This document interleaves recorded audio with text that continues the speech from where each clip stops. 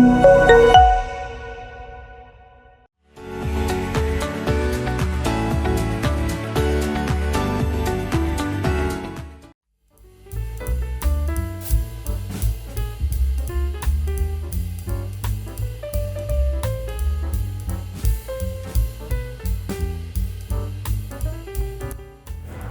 To another learning session. Okay, so దీంట్లో ఏంటంటే మనం ప్రీవియస్లో మనము పెంగ్విన్ నేర్చుకున్నాం. ఓకే, సో బ్యూటిఫుల్గా ఉంది కదా, ప్రాక్టీస్ చేశారా? ఓకే, చేస్తూ ఉండండి, పర్ఫెక్ట్గా వచ్చేస్తుంది. దాని తర్వాత బీట్రూట్తో కూడా సింపుల్ మెథడ్లో మనం సింగిల్ పెటల్తో మనం రోజ్ ఫ్లవర్ తయారు చేస్తాం. ఓకే, సో దాని తర్వాత ఈరోజు ఏంటంటే ఒక టొమాటోతో మనం రకరకాల డిజైన్ చాలా చేసుకోవచ్చు.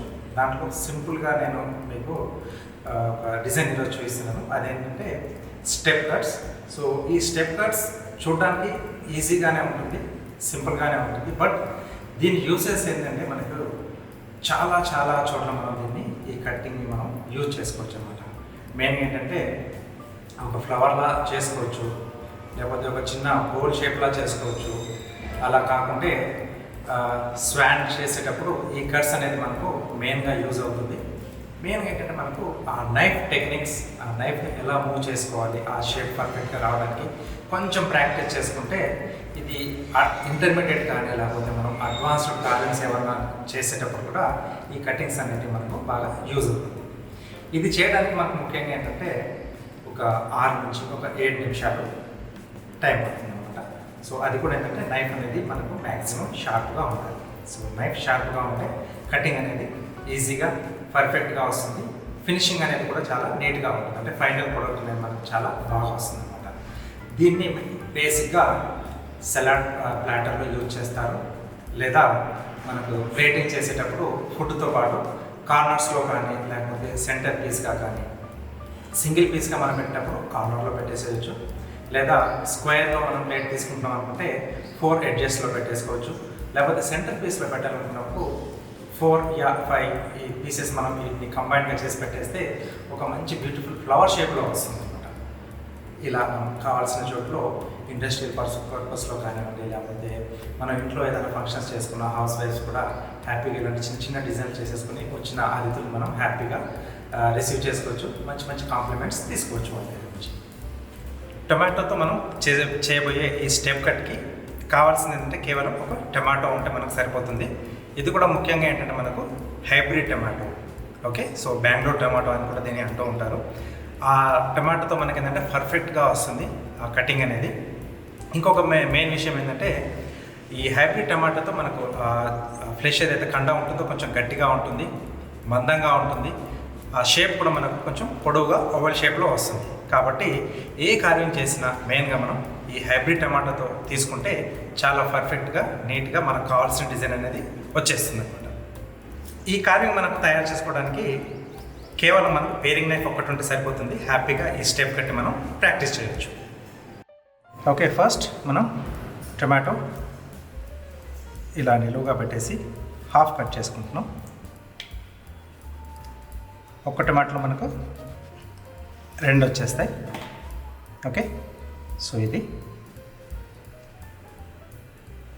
దీంట్లో ఇప్పుడు మనం కట్స్ చేసుకుందాం.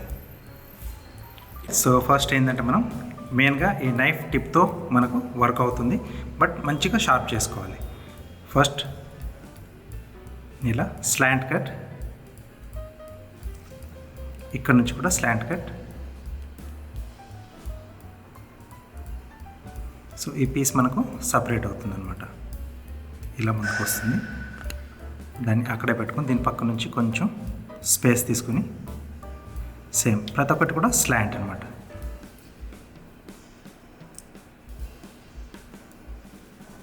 స్టార్టింగ్ అండ్ ఎండింగ్లో మనకు ఆ పాయింట్స్ అనేది టచ్ కావాలి, అప్పుడు ఇది ఇలా సపరేట్ వచ్చేస్తుంది అనమాట. ఇలా ఒకదాని తర్వాత ఒకటి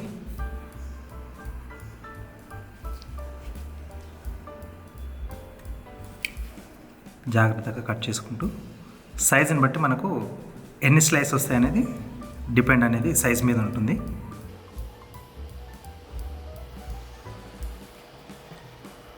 కొంచెం కంఫర్ట్గా లేదు ఈ సైడ్లో కట్ చేసుకోవడం లెఫ్ట్ సైడ్లో అనుకున్నప్పుడు టొమాటోని మనం ఇలా టర్న్ చేసుకుంటూ ఉండాలి. Keep on. అలా అయినా ప్రాక్టీస్ చేయదు, ఎందుకంటే స్టార్టింగ్లో నేర్చుకునేటప్పుడు 2 sides left and right hand moment కావాలంటే కూడా కొంచెం కష్టం అవుతుంది. కాబట్టి ఇటువైపు ఉన్నప్పుడు రైట్ సైడ్కి ఈ స్లైస్ కట్ మనం తీసుకొస్తున్నాం. ఆపోజిట్ చేసేప్పుడు మళ్ళీ దాన్ని ఎగ్జాక్ట్లీ మళ్ళీ రైట్ సైడ్కి తెచ్చేసుకుంటున్నాం. ఈ చిన్న టిప్ తోటి మనం హ్యాపీగా మూమెంట్ అనేది ఈజీ చేసుకోవచ్చు. ఏదైనా పర్ఫెక్ట్గా రావాలన్నమాట మనకు. ఆ లెఫ్ట్ రైట్ అనేది కొంచెం ప్రాక్టీస్తో వస్తుంది, ఏం ప్రాబ్లం లేదు. ఒక్కొక్కటి అలా చేస్తుంటే హ్యాపీగా అన్నీ కూడా అలవాటు అయిపోతాయి.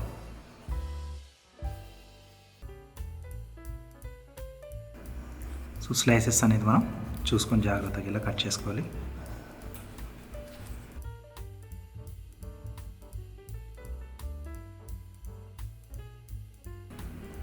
సో చాలా రకాలైనటువంటి కార్వింగ్స్ చేసేటప్పుడు ఈ కటింగ్ అనేది బాగా యూజ్ అవుతుంది. ప్రాక్టీస్ అనేది మనకు కంపల్సరీ రెగ్యులర్గా చేస్తూ ఉంటే హ్యాండ్ మూమెంట్ బాగా వస్తుంది.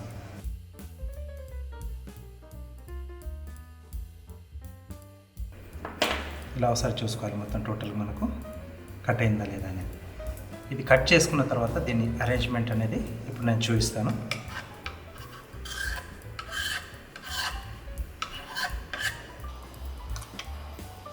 దీని మెయిన్గా ఒక్కొక్క దాన్ని అలా పక్కన జరుపుకుంటూ వెళ్తే మనకు ఒక స్టెప్స్ లాగా వస్తుంది అనమాట.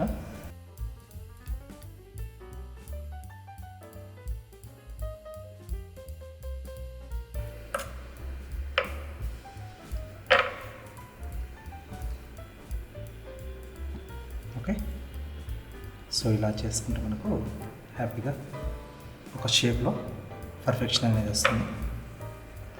ఇది ఇలా తయారు చేసుకోవచ్చు. ఇలా మనకు సింగిల్ పీస్ కావాలంటే ఒకటి చేసుకొని కార్నర్లో పెట్టి డిస్ప్లే చేసుకోవచ్చు. ఎక్కువ కావాలనుకున్నప్పుడు సేమ్ ఇదే మెథడ్లో మనం స్లాండ్ కట్ చేసుకుంటే మనకు ఆ కనెక్షన్ అనేది మెయిన్ టొమాటో పీస్తో విడిపోతుంది, అప్పుడు సపరేట్ అవుతుంది అనమాట. అదొకటి జ్ఞాపకం పెట్టుకోవాలి.